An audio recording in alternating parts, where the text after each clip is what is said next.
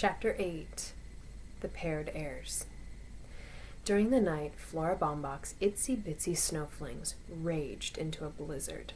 The tenants of Sunset Towers awoke from clue-chasing, blood-dripping dreams, bound in twisted sheets and imprisoned by 15-foot snowdrifts. No telephones, no electricity.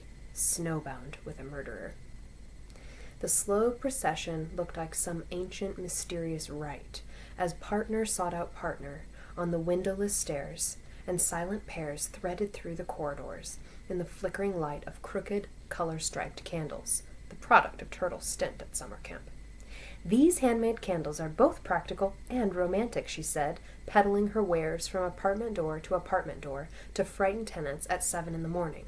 "Oh, it's only Turtle. And the color stripes tell time, which is very handy if your electric clock stopped. Each stripe burns exactly 1/2 hour, more or less. 12 stripes, 6 hours. How much? Not wishing to take advantage of this emergency, I've reduced the price to only $5 each." Outrageous! Even more so when the electricity came on 2 hours after the last sale. "Sorry, no refunds," Turtle said. No matter. What was $5 to heirs of an estate worth $200 million? Clues. They had to work on those clues. Behind closed doors, whisper. Someone may be listening. Not all the heirs were huddled in plotting, puzzle-solving pairs. Jake Wexler had retreated to his office after a long and loud argument with his wife. He sure could have used half of that $10,000, but he wouldn't admit it, not to her. The forfeited money upset her more than the murder of her uncle, if it was her uncle. 5 floors above, Jake's partner stood before the restaurant's front window, staring at the froth on the angry lake and beyond. No one had bothered to tell Madame Hu about the Westing game. Other players were snowbound elsewhere, Denton Deere in the hospital, Sandy at home. No one gave thought to where Otis Amber or Crow might be. But Seidel Pulaski was there, thumping her crutch against the baseboards as she limped through the carpeted halls on the arm of her pretty partner. Not one, but 7 tenants had invited her to morning coffee or afternoon tea. Murder or not, they had to see Pulaski's copy of that will. 3 lumps, please. Angela drinks it black. Your health? Thank the Lord I'm still able to hobble about. Your job? I was private secretary to the president of Schultz Sausages. Poor Mr. Schultz. I don't know how he'll manage without me. Your shorthand notes? Thank you for the refreshments. I must hurry back for my medication. Come, Angela. So what's happening is Seidel is visiting everybody's apartment because people are inviting her to come over because they want to see her what? Her shorthand copy of the will that she made. One heir had not invited them in, but that didn't stop Seidel Pulaski from barging into apartment 2D. "Hi, Chris. Just thought we'd pop in to see how you're doing. Don't be scared. I'm not the murderer. Angela is not the murderer, and we don't think you are the murderer. Mind if I sit down?" The secretary toppled into a chair next to the invalid before he could reply. "Here, I stole a macaroon for you. It's so sticky you'll be tasting it all day. I must have 6 strands of coconut between my upper molars." Chris took the cookie. "Just look at that smile. It could break your heart." Angela wished her partner had not said that. It seemed so insensitive, so crude. But at least Seidel was talking to him, which was more than she was able to do. Angela, the fortunate one, standing like a dummy. I know Denton wants to work on the clues with you. He's snowbound too." Okay, so I want to pause here really fast. Angela feels awkward because Seidel is talking to Chris as if he doesn't understand her completely. She's talking to him in a tone that kind of has pity for his situation. Remember, he has a disease where he's wheelchair bound because the muscles in his body, sometimes he has sort of seizure, spasm, episodes, so he's in a wheelchair. However, we know he's very sharp, very smart, and observes everything that goes on around him. So keep that in mind. But that's why Angela feels uncomfortable. And Denton Deere, her fiance, is Chris's partner. So that's why she says, "I know Denton wants to work on the clues with you." Okay, continuing. Chris says, "You're very pretty." How did pretty come out? He meant to say nice. Chris bent his curly head over the geography book in his lap. She wasn't laughing at him. It was all right to ask her because she was going to marry his partner. What are grains? Angela did not understand. Chris fanned the pages of the book to a picture of a wheat field. Grains. Oh, grains. You want to know the names of some grains. Well, let's see. There's wheat, rye, corn, barley, oats. Oats. Angela thought the boy was going into a fit, but he was only repeating her last word. Oats. Seidel was puffing her warm breath on the window and wiping a frosted area clean with her sleeve. There, now you'll be able to watch the birds again. Anything else we can do for you, young man? Chris nodded. Read me shorthand notes. The pretty lady and the funny lady moved quickly out the door. One limped, but it was a pretended limp, he could tell. Not like the limper on the Westinghouse lawn. Oats. Chris closed his eyes to picture the clues. So these are the clues that he and Denton Deer received. They are for, plain, grain, and shed. If you haven't already, you should write those down in your clue catcher worksheet that I gave you. Grains equals oats, equals Otis Amber. 4 plus D from shed equals Ford. But neither the delivery boy nor the judge limped, and he still hadn't figured out she or plain. He'd have to wait for Denton Deer. Denton Deer was smart. He was a doctor. Chris raised his binoculars to the cliff. Wind-blown drifts buttressed the house. Something moved on the second floor, a hand holding back the edge of a drape. Slowly the heavy drape fell back against the window. The Westinghouse was snowbound too, and somebody was snowbound in it. One of the only players thought that the clues told how the $10,000 check was to be spent. Take stock in America, the will said. Go for broke, the will said. In the stock market, Turtle said, and whoever makes the most money wins it all, the whole $200 million. Their clues, so these are the clues that Turtle and Flora Baumbach share because they're a pair, are C, Mountain, AM, and O. Stood for the symbols of 3 corporations listed on the stock exchange, SEA, MT, the abbreviation for Mountain, AMO. But AM and O are separate clues, Flora Baumbach said. To confuse us. But what about the murder? I thought we were supposed to find the name of the murderer. To put us off the track. If the police suspected murder, she'd be in jail by now. Her fingerprints were over everything in the Westinghouse, including the corpse. You don't really think one of us could have killed a living, breathing human being in cold blood, do you, Mrs. Baumbach? Do you? Turtle did, but the dressmaker was a cream puff. Don't you look at me like that, Turtle Wexler. You know very well I could never do such a thing. Or think such a thing. I must have misunderstood. Oh my, I just wish Miss Pulaski had shown us her copy of the will. Turtle returned to her calculations, multiplying numbers of shares times price, adding a broker's commission, trying to total the sums to $10,000 they had to spend. Flora Baumbach may have been wrong about the murder, but she was not convinced of Turtle's plan. What about buying Westing Paper products? I'm sure that was in the will. Great, Turtle exclaimed. We'll do just that. We'll add WPP to the list of stocks we're going to buy. Flora Baumbach had watched enough television commercials to know that buy Westing Paper products meant that as soon as she could, she'd go to market and she'd buy all the Westing products on the shelf.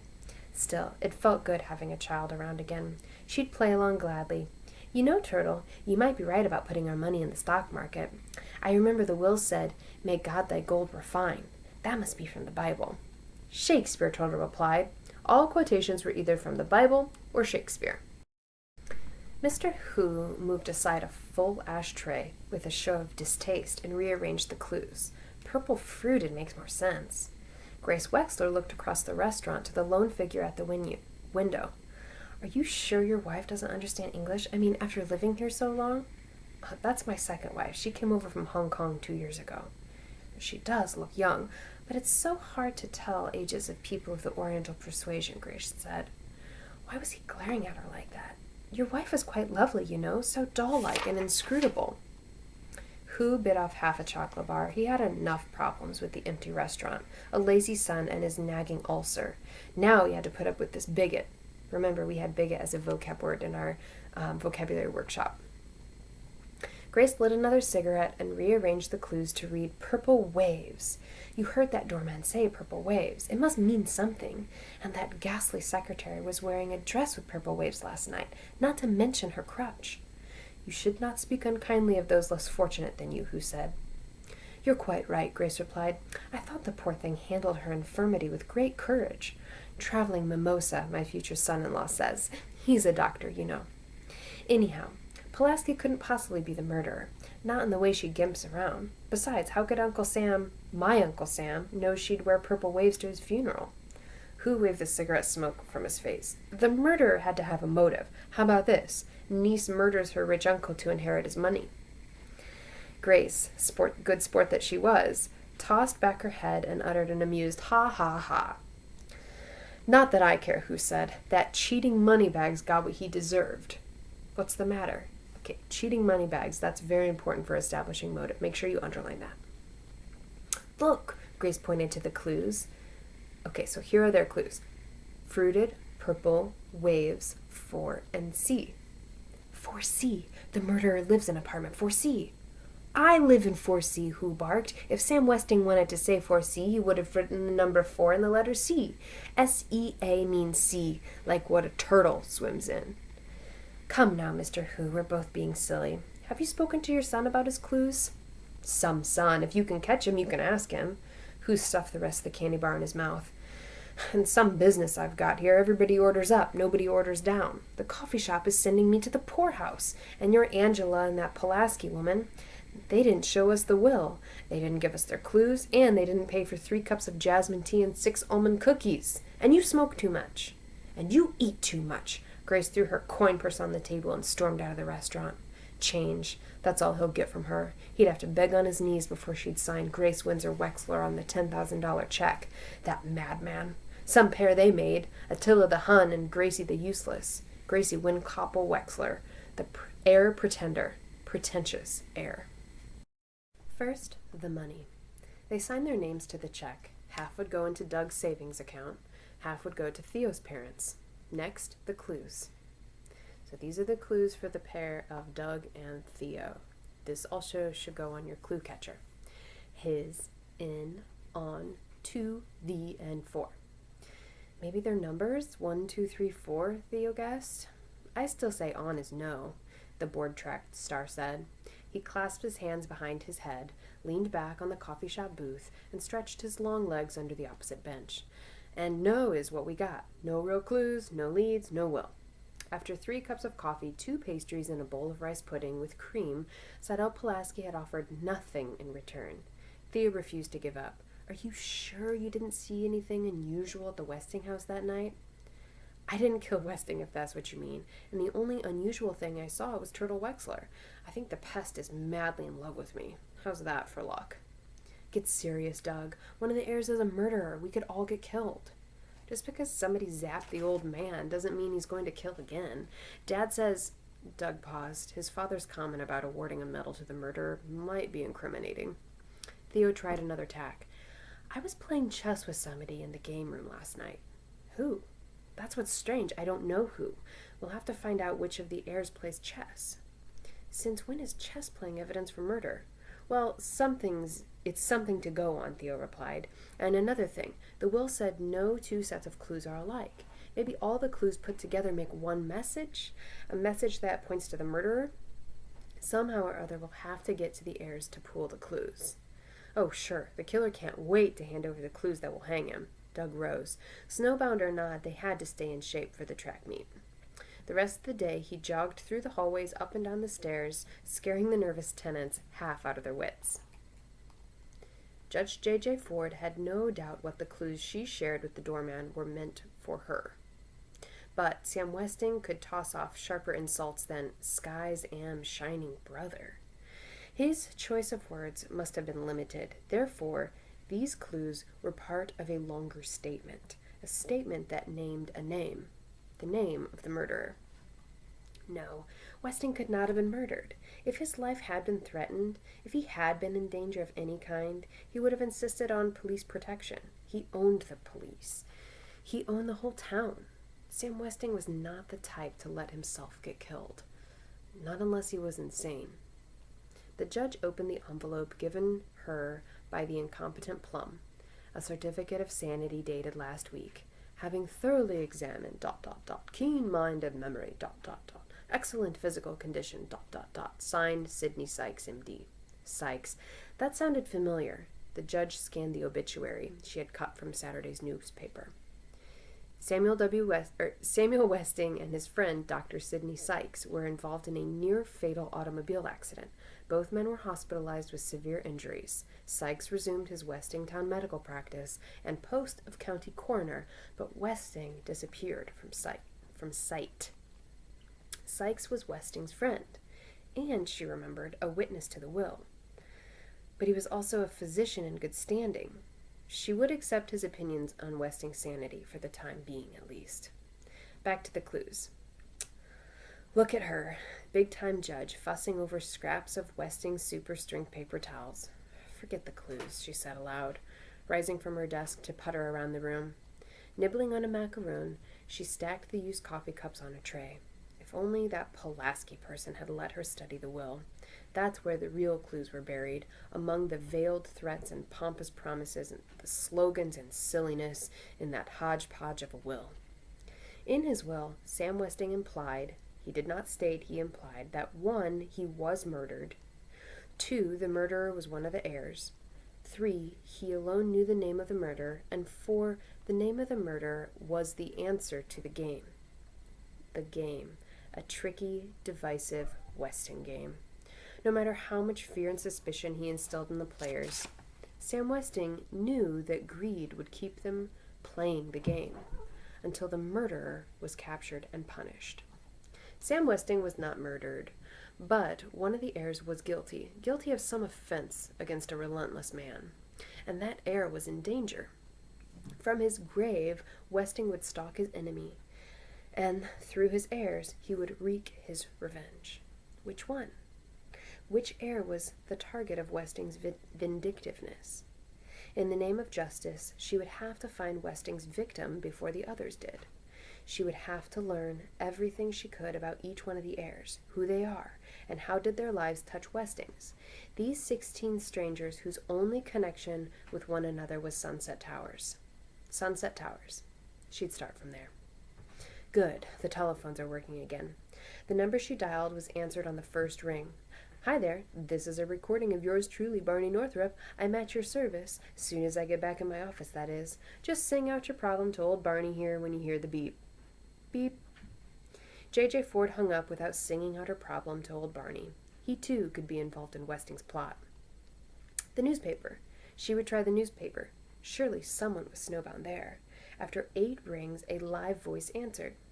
We usually don't supply that kind of information over the phone, but since it's you, Judge Ford, I'd be happy to oblige. Just spell out the names, and I'll call back if I find anything. Thank you. I'd appreciate that. It was a beginning. Sam Westing was dead, but maybe, just once, she could beat him at his own game.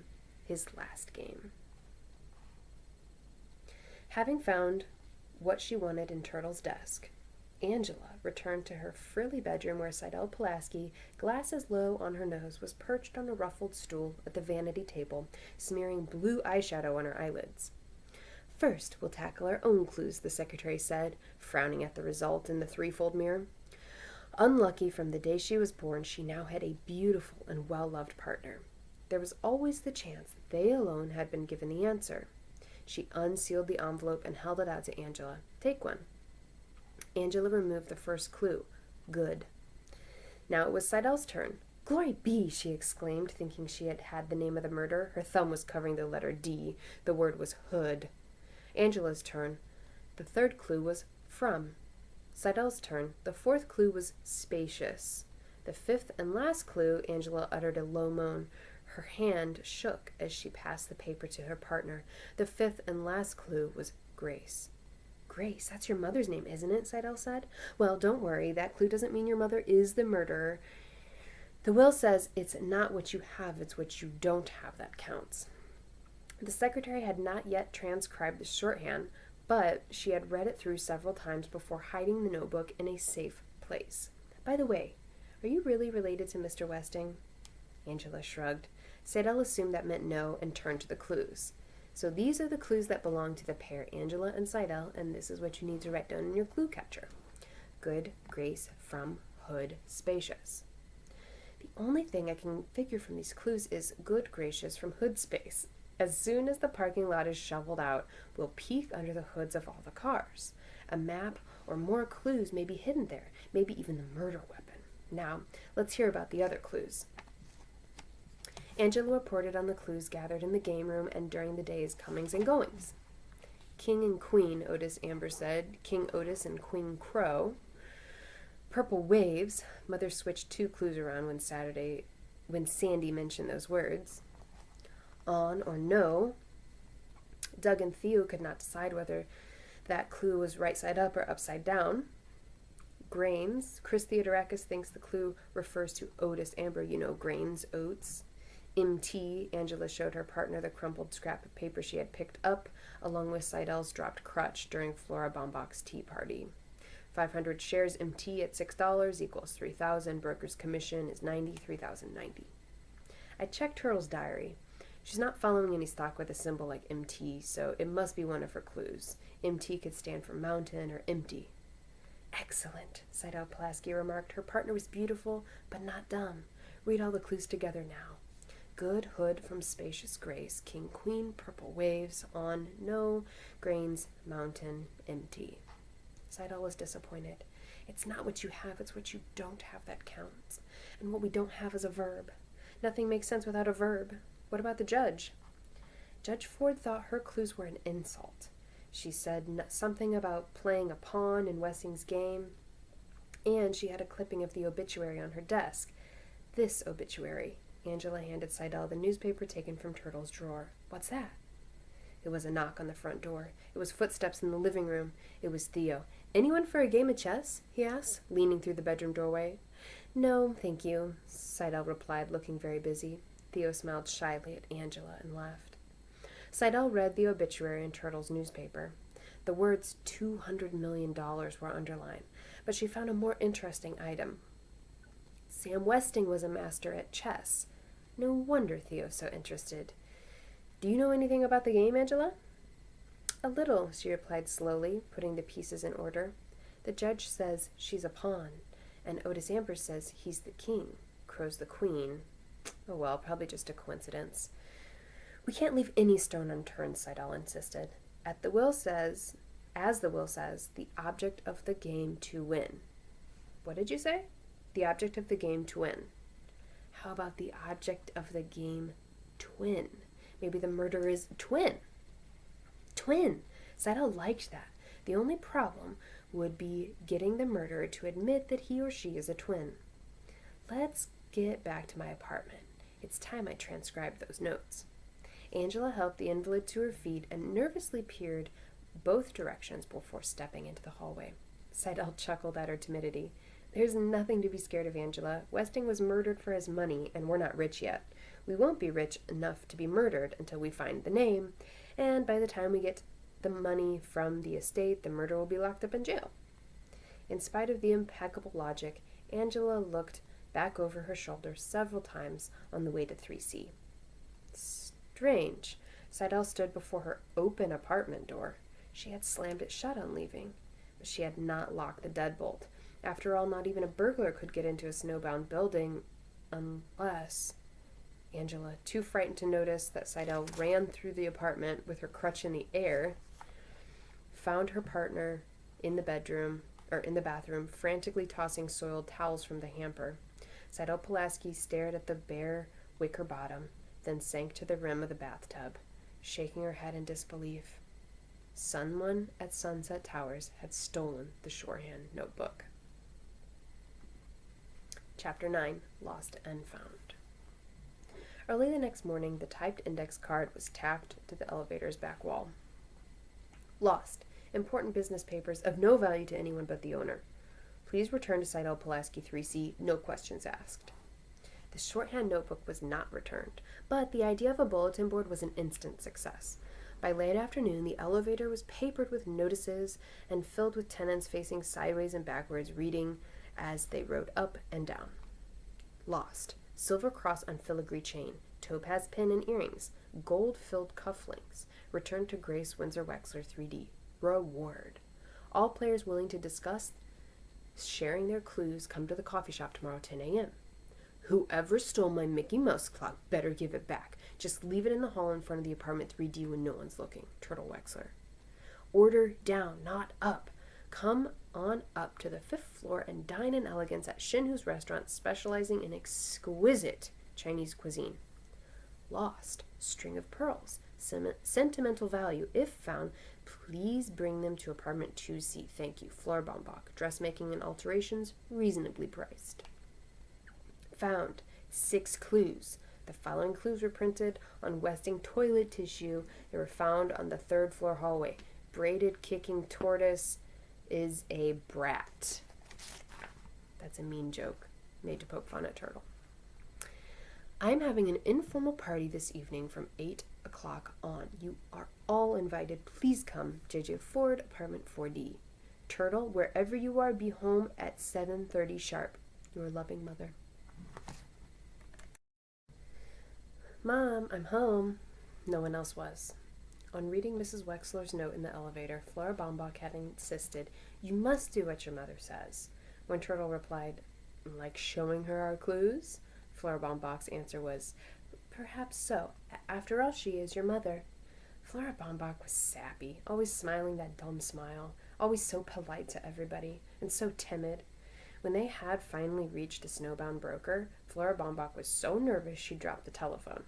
Turtle had to admit to some nervousness herself, but it was the first real order she had ever placed. For a minute there, she thought she might choke on the thumping heart that had jumped into her throat, but she had pulled off the transaction like a pro. Now, if only the stock market would go up, she'd show Mr. Westing about refining gold. The next part of the will would read, "Whichsoever pair made the most money with the $10,000 inherits the whole estate." She was sure of it. Oh, there you are. Grace Wexler acted as if Turtle was the tardy one, but she quickly sweetened. "Come, dear, let's go to your room and I'll fix your hair." Keep in mind here, everything we've seen of Grace interacting with her daughter Turtle so far has been very short, very terse, not very loving. So now here's Grace trying to sort of sweeten up her relationship with Turtle to try and get some clues. So she's saying, "I'll braid your hair, let's hang out." She's changing her tune all of a sudden. Her mother sat behind her on the edge of the narrow bed, loosed the dark brown hair, and brushed it to a gloss. She had not done that with such care in a long, long time. "Have you eaten?" "Mrs. Baumbach made me dinner." Turtle felt the fingers dividing the hair into strands. Her mother was so warm, so close. "Your poor father's probably starving. He's so busy on the phone, changing appointments and all." "Daddy's eating in the coffee shop. I just saw him there." Turtle had dashed in, shouting, "The braided tortoise strikes again!" and kicked a surprised Theo in the shin. It was Doug Hood, not Theo, who made the sign.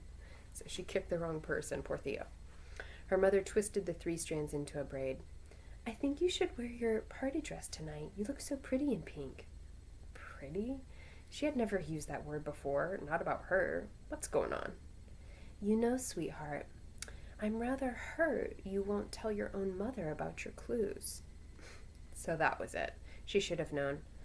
"My lips are sealed," Turtle said defiantly. "Just one eensy-beensy clue," Grace wheedled, winding the rubber band around the end of the braid. Turtle replied through sealed lips. Angela came into the small room and tugged Turtle's braid. Only her sister could get away with that. Beaming on her favorite, Grace took her hand and then gasped, "Angela, where's your engagement ring?" "I have a rash on my finger." Thump, thump. Seidel Pulaski appeared in the doorway. "Hi, what's everybody doing in the closet?" "See, I told you this is a closet," Turtle said. Grace ignored the complaint. It did no good being nice to that ungrateful child, never satisfied, always whining about something or other. "Oh, hello, Miss Pulaski." "I've been feeling a bit weakly, thank you. But nothing can keep me from a party." Seidel's crutch was painted in black and white squares to match her black and white checkered dress. Why was this? They're trying to trigger the chess board theory. Her large hoop earrings were also black and white. The white one dangled from her left ear, the black one from her right. The party is such a lovely idea, Grace said, warming up to the owner of the shorthand notes. When I saw the invitation in the elevator, I suggested to Mr. Hu that he call the judge to see if she needed hors d'oeuvres, and sure enough, he got an order for 6 dozen. She turned to Angela. Hadn't you better get dressed, dear? It's getting late. It's too bad Dr. D can't escort you to the party, but your father and I will take you. Angela and I are going together. We're partners, you know. Seidel had it all planned. They were to appear in identical costumes. Tonight was the night they would discover if one of the heirs was a twin. I'm going to the party with Mrs. Baumbach, Turtle remarked. The sign said everyone's invited. Grace ignored her. By the way, Miss Pulaski, I do hope you've changed your mind about showing me your notes. It was the secretary's turn to seal her lips. She wouldn't put it past that uppity Grace Windsor Wexler to steal the notebook from an unfortunate cripple and then rub it in. Grace tried again, her voice dripping with honey. You know, of course, that if I do win the inheritance, everything I own goes to Angela. Turtle bounded up. Let me out of here. A person can't breathe in this closet. She kicked the bed, kicked the chair, kicked the desk, and elbowed past the disapproving secretary. What in the world is wrong with that child? Her mother said. Why did Turtle have that reaction? Grace says, you know, of course, that if I do win the inheritance, everything I own goes to Angela. That means Grace wasn't even planning on giving anything to her other daughter, Turtle. That's really messed up, that she's only thinking about Angela, and that she prefers her so much that she wouldn't leave anything to Turtle in her will. And really, that's what Turtle is reacting to, the obvious preferential treatment that Grace constantly shows Angela and never shines love or anything on Turtle unless she wants something like a peek at her clues. And that's why she was braiding her hair and trying to talk to her. All right, here's the last part of Chapter 9. Judge Ford was instructing Theo in the art of bartending when the telephone rang. A snowbound newspaperman had found several items in the files. First, the engagement announcement of Angela Wexler to D. Denton Deere. Next, several clippings on a lawsuit brought against Sam Westing by an inventor named Hold Please. Mr. Hu waddled in with a large tray of appetizers. The judge pointed him to the serving buffet and apologized to her caller. I'm sorry, would you repeat that name? James Hu. He claimed Westing stole his idea of the disposable paper diaper. Okay, everybody underline that. Remember, we're looking for motive. So we have Mr. Hu having an invention, so potential to make millions, stolen from him by Westing. And it's the disposable diaper, the kind that almost everybody uses. So think about how much money that could have been made. 1 minute, please. The judge cupped her hand over the mouthpiece. Please don't leave, Mr. Hu. I was hoping you'd stay for the party as a guest, of course. Your wife and son, too. Hu grunted. He hated parties. He had seen his fill of people eating and drinking and acting like clowns. Jabbering like... So that's it. Jabbering. Dropping clues. I'll be right back. The receiver hissed with an impatient sigh, and then the researcher went on. I've got a thick file of sports items on another Hu, a Doug Hu. Seems he runs a pretty fast mile for a high school kid. That's all I could find on the names you gave me, but I still have stacks of Westing clippings to go through. Thank you so much. The doorbell rang. The party was about to begin. Chapter 10, The Long Party. I hope we're not too early. Grace Windsor Wexler always arrived at parties fashionably late, but not tonight. She didn't want to miss a thing, or a clue, or wait around in her apartment with a murderer on the loose. I don't think you've met my husband, Dr. Wexler. Call me Jake. Hello, Jake, Judge Ford said. A firm handshake, laugh lines around his eyes. He needed a sense of humor with that social climbing wife. What a lovely living room. So practically furnished, Grace commented. Our apartments are identical in layout, but mine looks so different. You must come and see what I've done with it. I'm a decorator, you know. 3 bedrooms do seem rather spacious for a single woman. What does she mean, 3 bedrooms? This is a 1-bedroom apartment. Would you care for an appetizer, Mrs. Wexler? I'm curious to know exactly how you are related to the Westing family. The judge had hoped to take the heirs by surprise, but Grace gained time by coughing. Oh, goodness, that ginger is spicy. It's the Szechuan cooking style, you know. How am I related? Let me see. Uncle Sam was my father's oldest brother, or was he the youngest brother of my father's father? Excuse me, I have to greet my other guests. The judge left the prattling pretender. Father's brother or father's father's brother. If the relationship was on the paternal side, her maiden name would be Westing. And she says her maiden name is Windsor. The party went on and on. No one dared to be the first to leave. Safety in numbers, especially with a judge there. So the guests ate and drank and jabbered, and they watched the other guests eat and drink and jabber. No one laughed. I guess murder isn't very funny, Jake Wexler said. Neither is money, Mr. Who replied glumly. Deciding that his wife had found the perfect partner, the podiatrist moved on to the two women standing in silence at the front window. Cheer up, Angie Pie. You'll see your Denton soon enough. His daughter twisted out of his embrace. Are you all right, Angela? Fine. She was not fine. Why did they ask about Denton all the time, as though she was nobody without him? Oh, it wasn't just that. It wasn't even the humiliation of her mother chiding her about the twin costume in front of everybody and sending her back to their apartment to change clothes. It was more than that. It was everything. Jake turned to Madame Who. Hi there, partner. She doesn't speak English, Dad, Angela said flatly. And she never will, Angela, if no one talks to her. Snow, said Madame Who. Jake followed her pointing finger. That's right, snow. Lots and lots of snow. Snow, trees, road, Lake Michigan. China, said Madame Who. China? Sure, why not? Jake replied. China.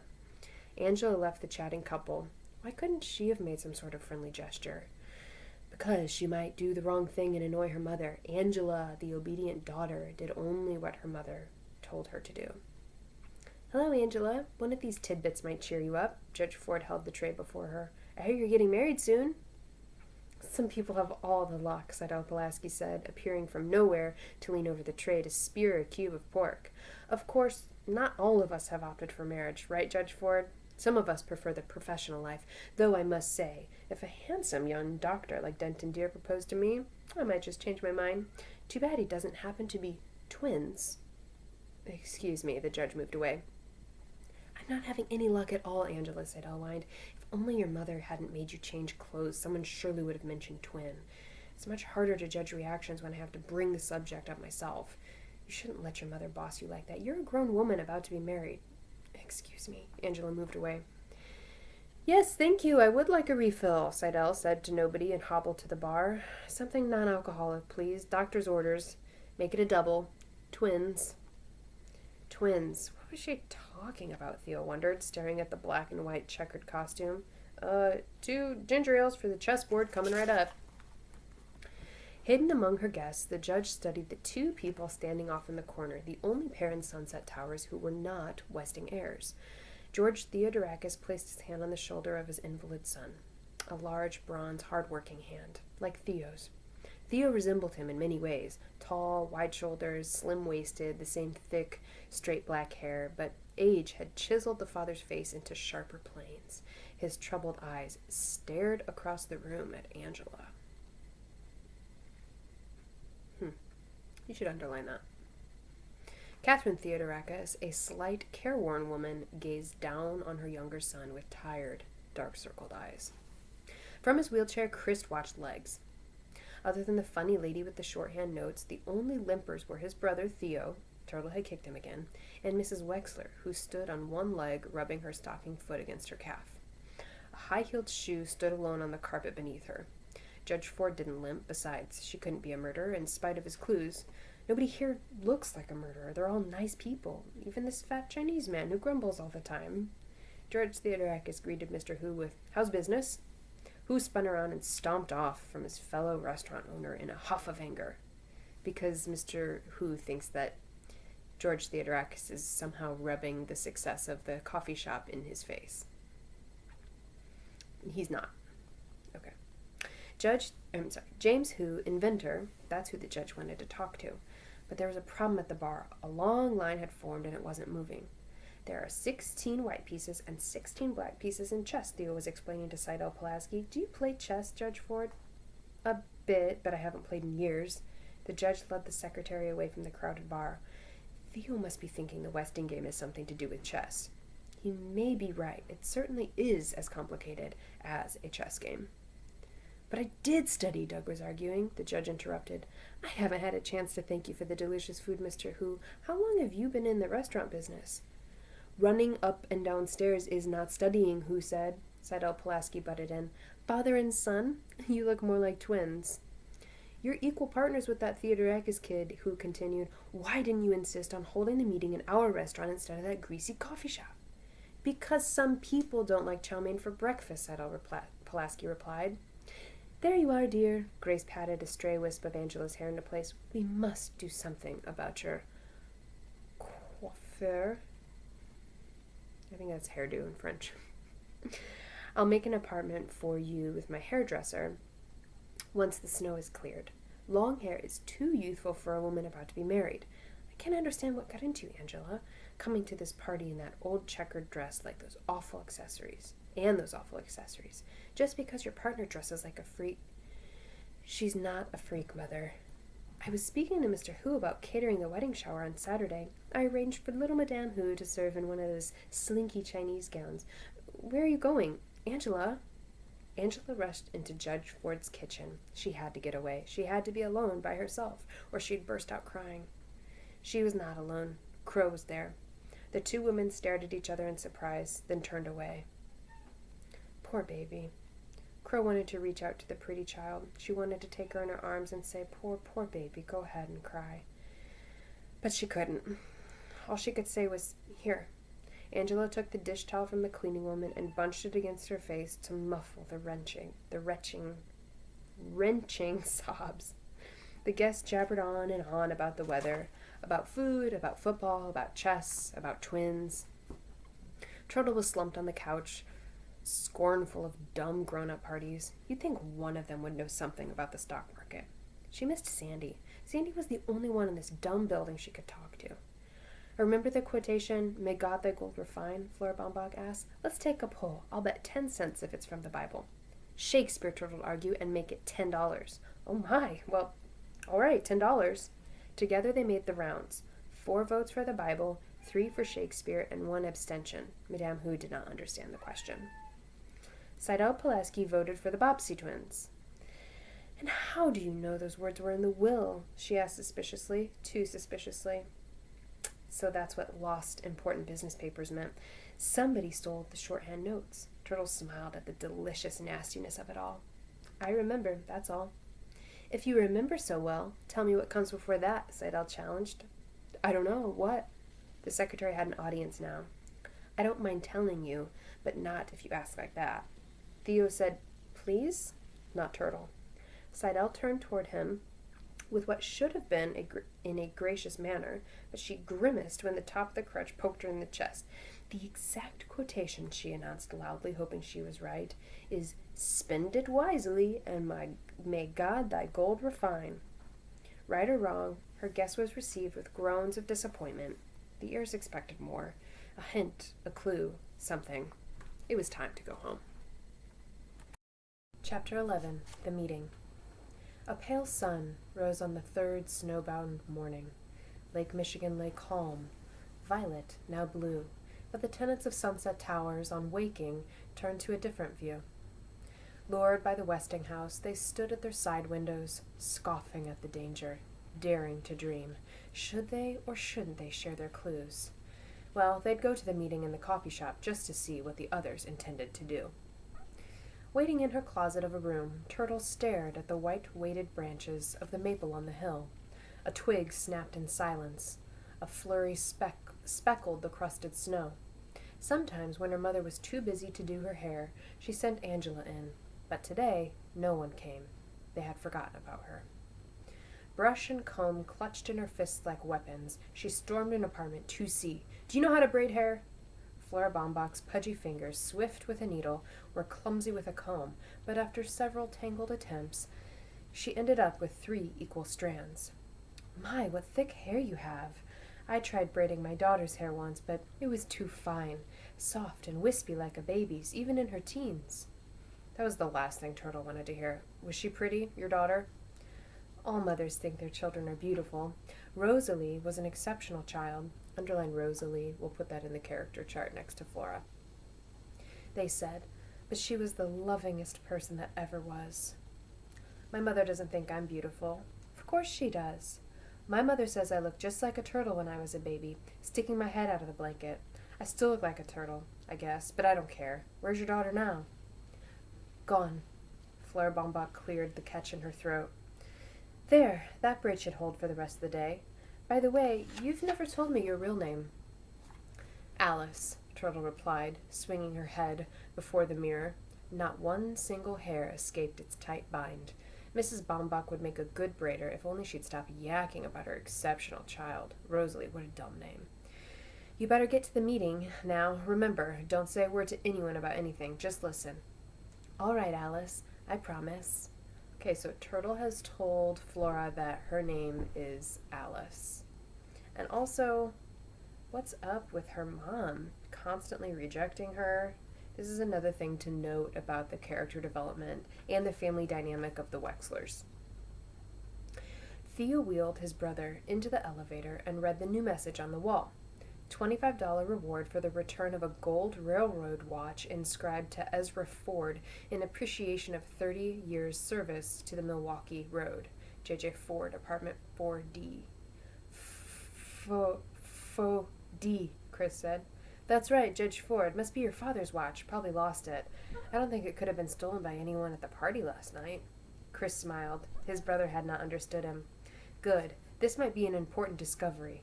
Judge Ford's name was the same as her apartment number, Ford 4D. Theo led the waiting tenants through the kitchen, where Mr. and Mrs. Theodorakis handed out cups of coffee and tea. Sorry, we've run out of cream and lemons. Please help yourself to some homemade pastries. Walking into the coffee shop was like entering a cave, a wall of snow pressed against the plate glass window, scaling the door that once opened to the parking lot. I've got a car buried out there, Grace Wexler said, slipping into a booth opposite her partner. Hope I find it before the snowplows do. If they ever get here, Who replied. Good thing this meeting wasn't held in my restaurant. I'd go broke passing out free tea, if you call this tea. He held up a tea bag with contempt, then groaned on seeing his sweat-suited son jog in with a sweet roll between his teeth and vault over his hands onto a stool. Where's your daughter, the turtle? Grace looked around. I don't know. Maybe she's helping her father with his bookkeeping? Bookkeeping. Who let out a whoop.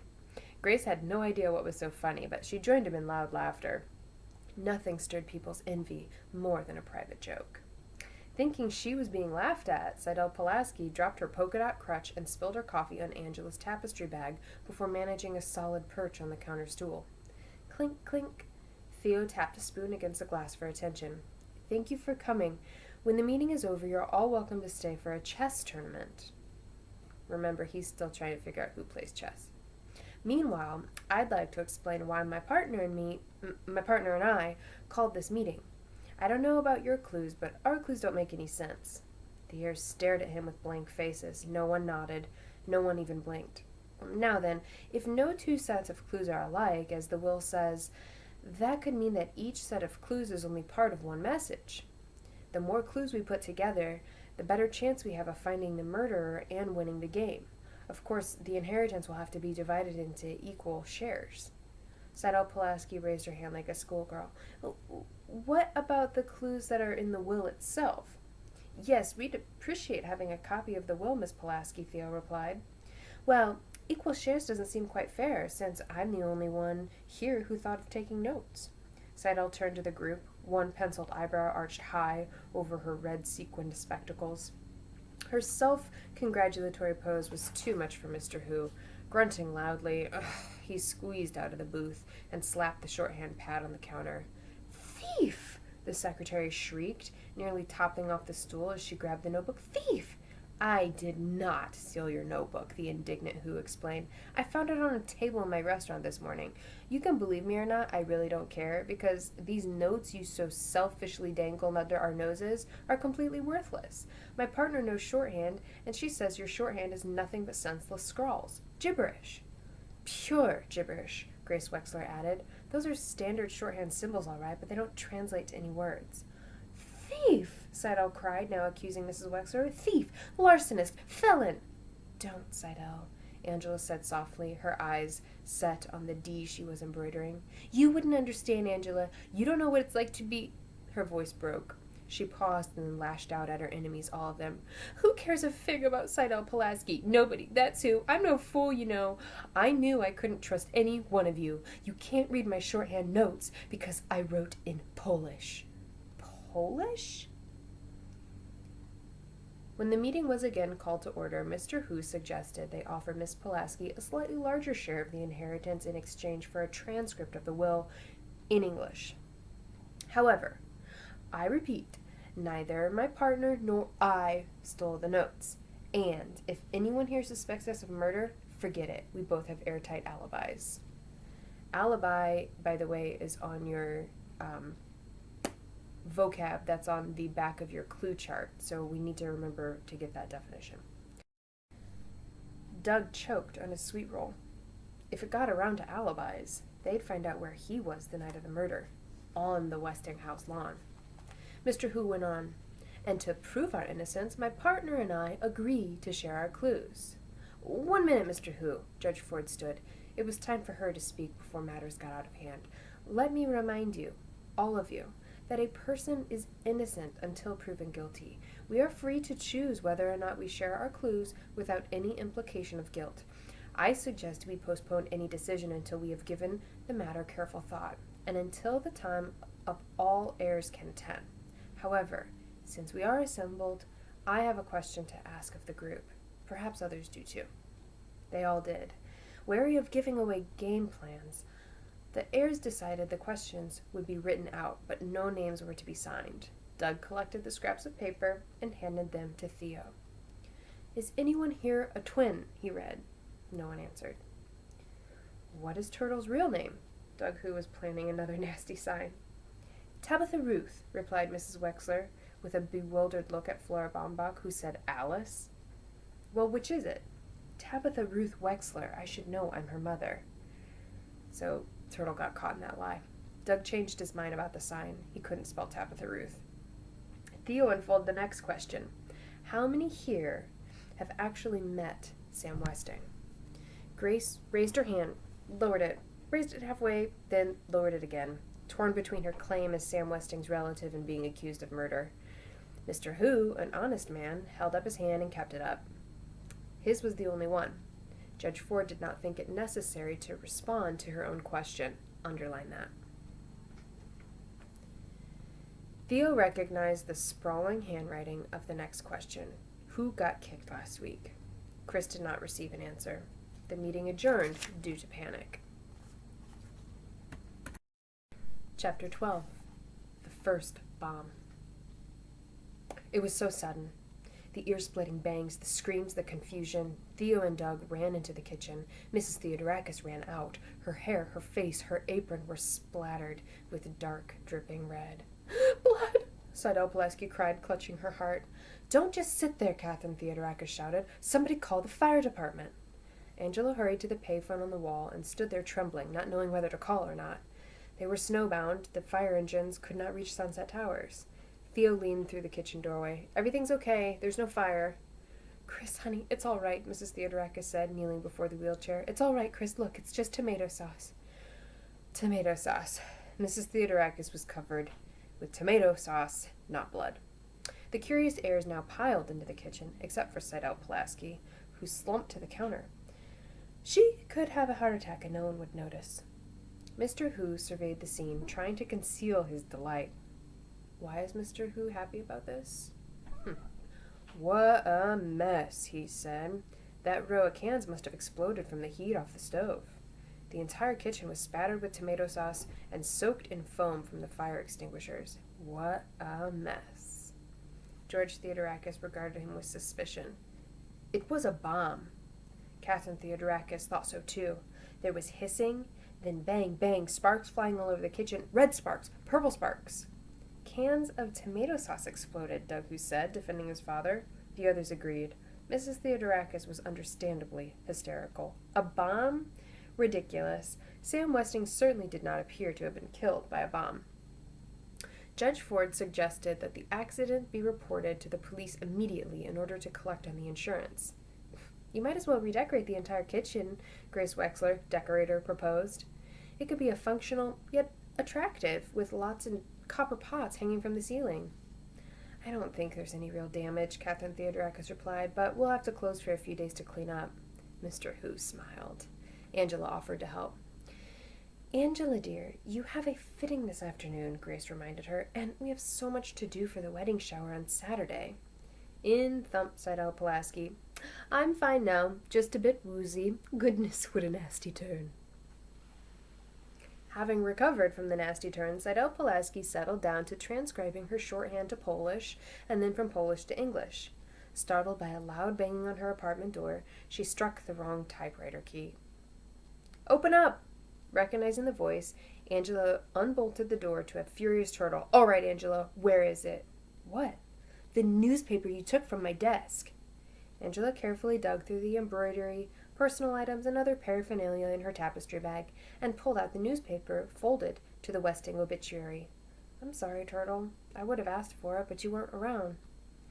You also don't happen to have my Mickey Mouse clock in there, too, do you?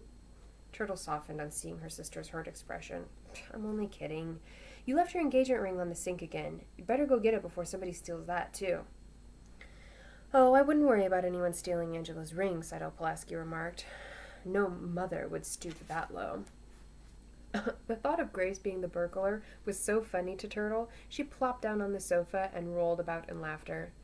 It felt good to laugh. The stock market had fallen 5 points today. Angela, please tell your sister to get her dirty shoes off my couch. Tell her to sit up and act like a lady. Turtle rose with a tongue click very much like her mother's, but then she was not about to leave without striking back. Arms folded, she leaned against the wall and let them have it. Mom thinks Angela was the one who stole the shorthand notebook. That got them. Look at those open mouths. Because Mom asked to see it, and Angela does everything she says. Angela could have stolen my notebook. I didn't double lock the door that day. If Seidel couldn't trust her own partner, she was alone. All alone. Did Mom really say that? Angela asked. No, but I know how she thinks. I know what everybody thinks. Grown-ups are so obvious. Ridiculous, scoffed Seidel. For instance, I know that Angela doesn't want to marry that sappy intern. Ridiculous. You're just jealous of your sister. Maybe, Turtle had to admit, but I am what I am, and I don't need a crutch to get attention. Oh, she had gone too far.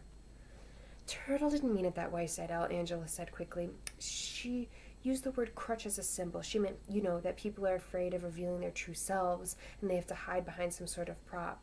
Oh, really? Seidel replied. Then Turtle's crutch is her big mouth. No, Angela thought, hurrying her sister out the door and back to their apartment. Turtle's crutch is her braid. The newspaper man called again to say he had found some photographs taken at Westingtown parties 20 years ago. One of those names appears in the caption as Violet Westing's escort, George Theodorakis.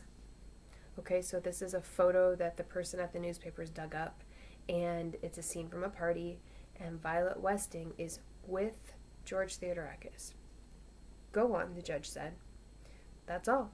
He promised to send her the clippings in the Westing file as soon as he was shoveled out. The judge now knew of 4 heirs with Westing connections. James Hu, the inventor, Theo's father, her partner, Sandy McSuthers, who had been fired from the Westing paper mill, and herself. But she had to learn more, much more about each one of the heirs if she hoped to protect the victim of Sam Westing's revenge. So this is now the judge's mission, to protect the victim of the revenge that Sam Westing is going to wreak.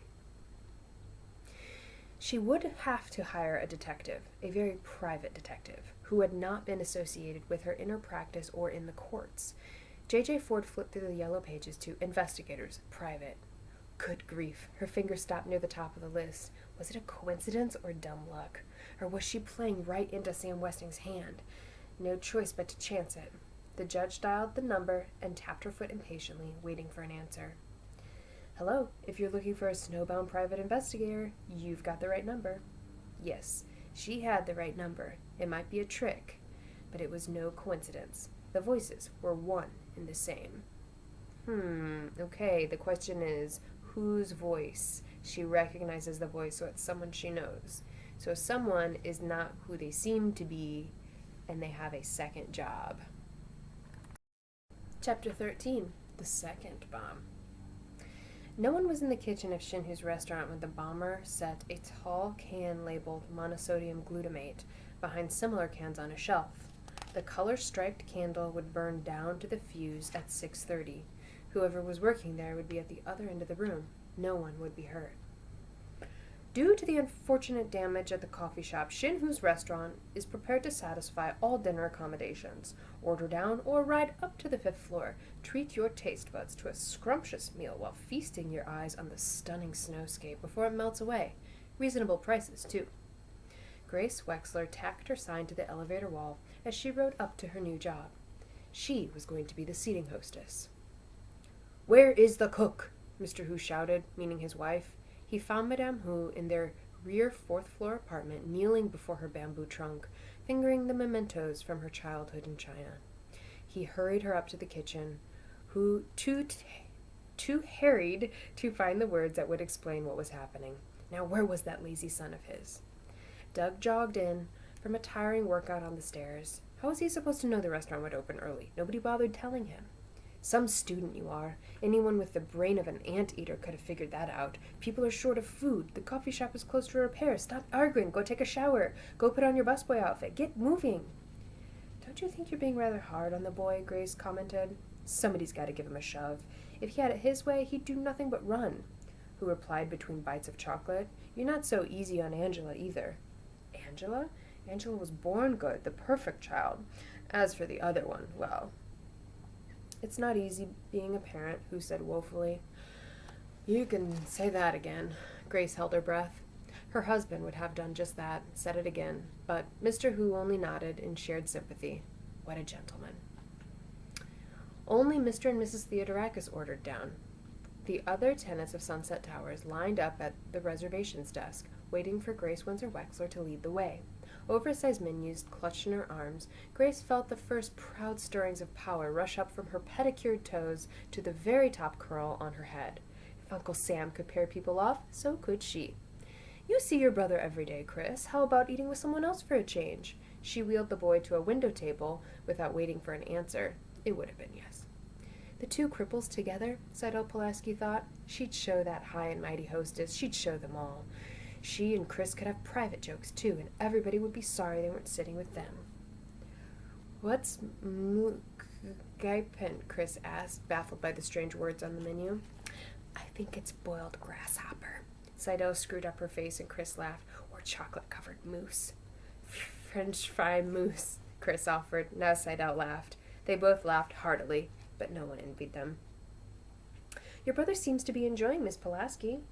Theo nodded, awed by the beautiful Angela, 3 years older than he, so fair-skinned and blonde, so unattainable. Here he was sitting at the very same table with her, just the two of them, and he couldn't think of a single thing to say. That wasn't stupid or childishly stupid. Usually the quiet one, Angela tried again. Are you planning to go to college next year?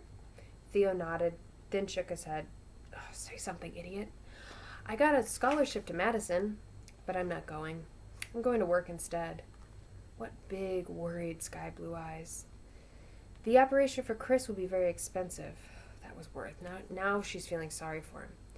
If Chris had been born that way, maybe it wouldn't be so bad, but he was a perfectly normal kid, a great kid, and he's smart, too.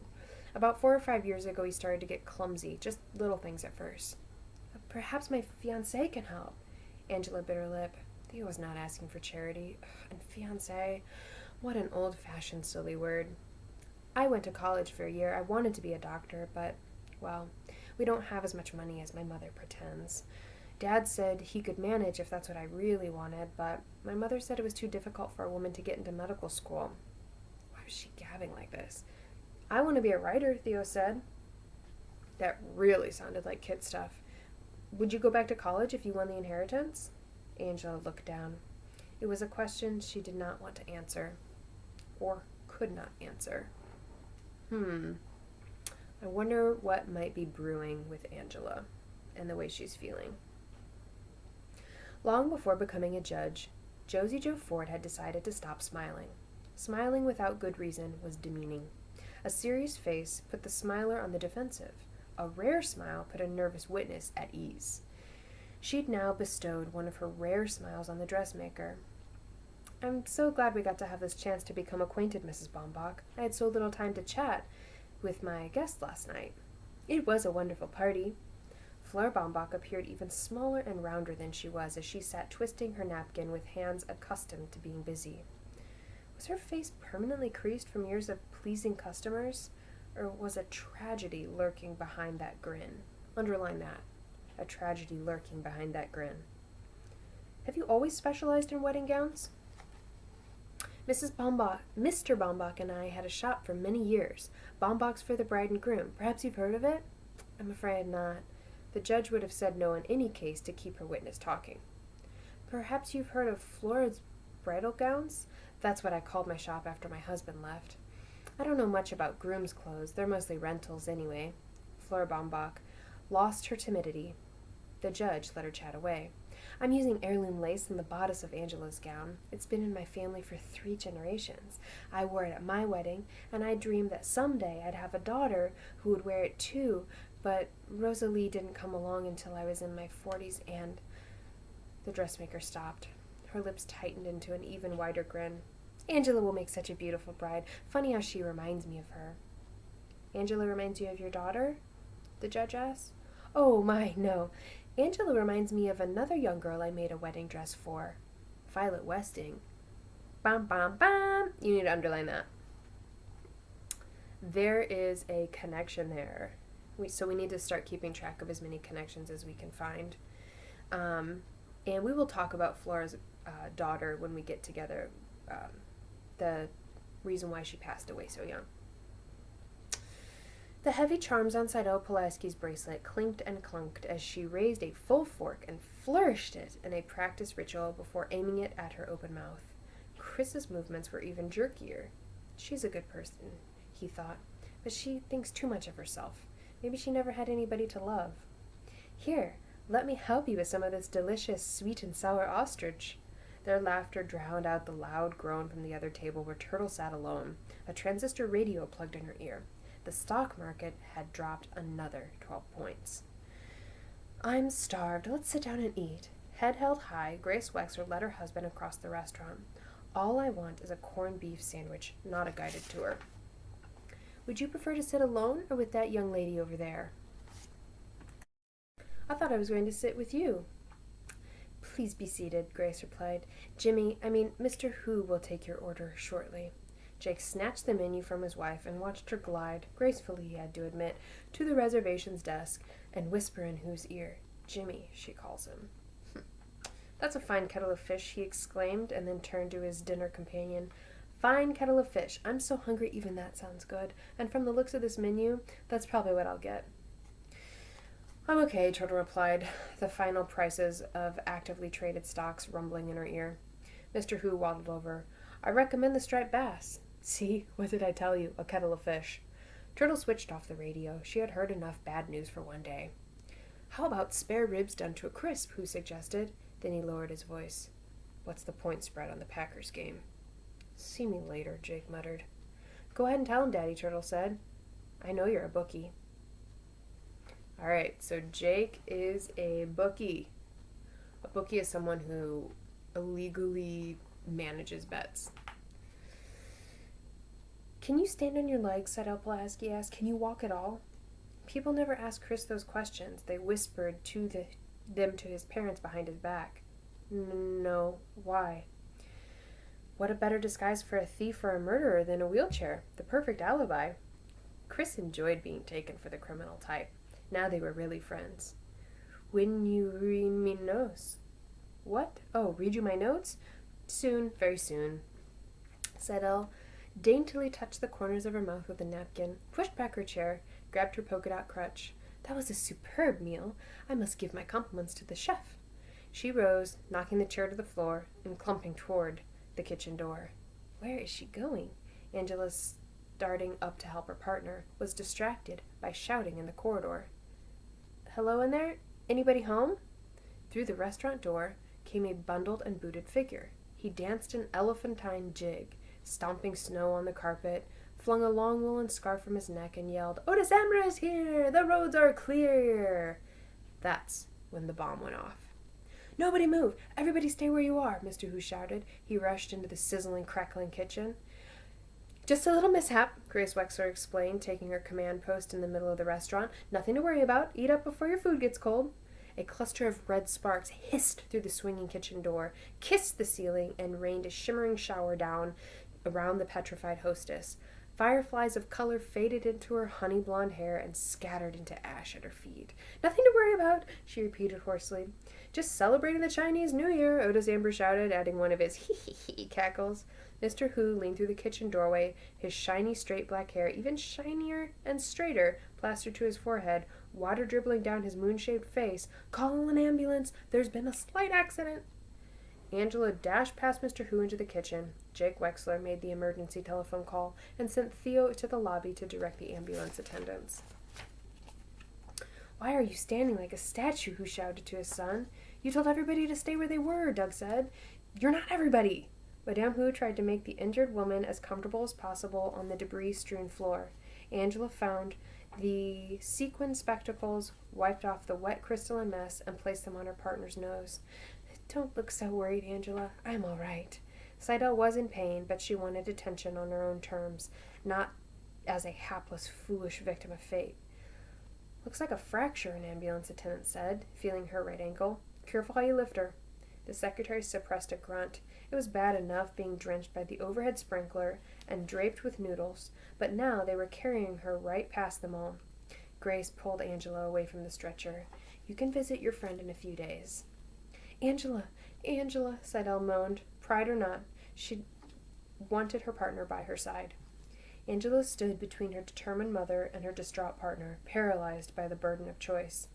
"Go with your friend, Angie Pye," Jake Wexler said. Other voices chimed in. "Go with Pulaski." Grace realized she had lost. "Perhaps you should go to the hospital, Angela. It's been so long since you've seen your Dr. D." She winked mischievously, but only Flora Baumbach smiled back.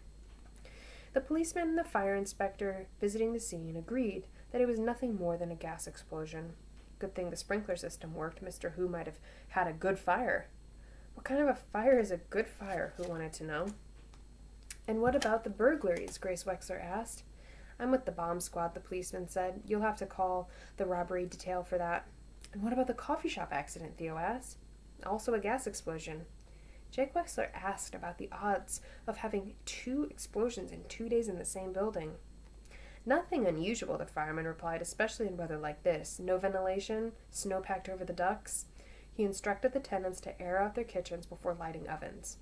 Mrs. Wexler turned up the heat in her apartment and kept the windows open for the next 3 days. She did not want anything blowing up during Angela's party. But the Wexler apartment was exactly where the bomber planned to set the next bomb. Definitely underline that.